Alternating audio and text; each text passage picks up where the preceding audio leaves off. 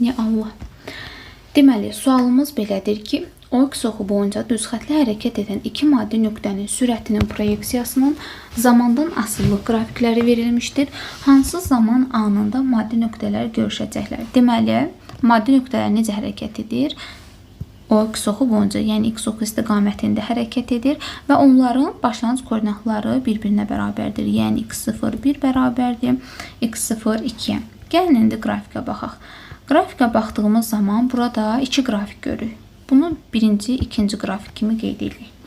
Birinci qrafikə baxan zaman görürük ki, birinci qrafik düz xətli bərabər sürətli hərəkətin qrafikidir. Yəni V bərabərdir konstantdır.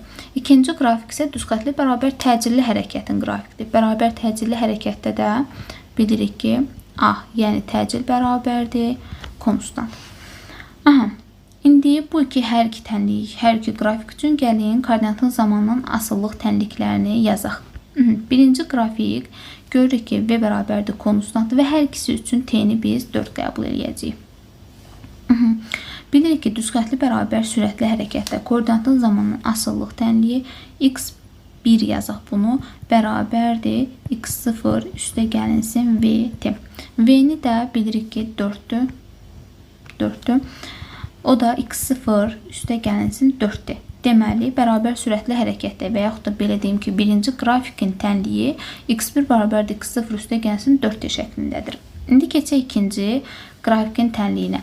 İkinci qrafik dedik ki, düz xətli bərabər təcilli hərəkətin qrafikidir. Bərabər təcilli hərəkət üçün koordinatın zamanının asıllıq tənliyi bu şəkildə olacaq. Bu X0 1 yazaq da. X0 1. X2 bərabərdir X0 2 üstə gəlinsin V0T üstə gəl AT kvadratı bölünsün 2. Aha, o da bərabərdir. X0 2'ni yazıram. Üstə gəl. Bax, V0 0 olacaq. Niyə? Çünki baxıram ki, qrafikə baxan zaman görürük ki, qrafik 0'dan başlar. Yəni, onun başlanğıc sürəti 0'a bərabərdir. V0 0 olduğuna yazmırıq. Daha sonra AT kvadratı bölünsün 2. İndi təcilə baxaq.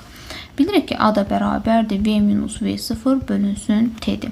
V'yə baxan zaman V'ni 4 götürsək, 4 minus V0 başlanğıc sürət bayaq dediyimiz kimi 0'a bərabərdir. T zaman da 4 götürürük. 4'ü də 4'ə böləndə 1 metr bölünsün saniyənin kvadratı.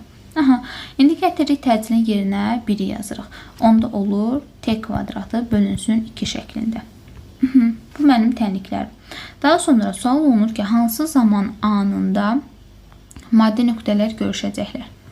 Maddi nöqtələrin görüşməkləri onların koordinatlarının bir-birinə bərabər olması deməkdir.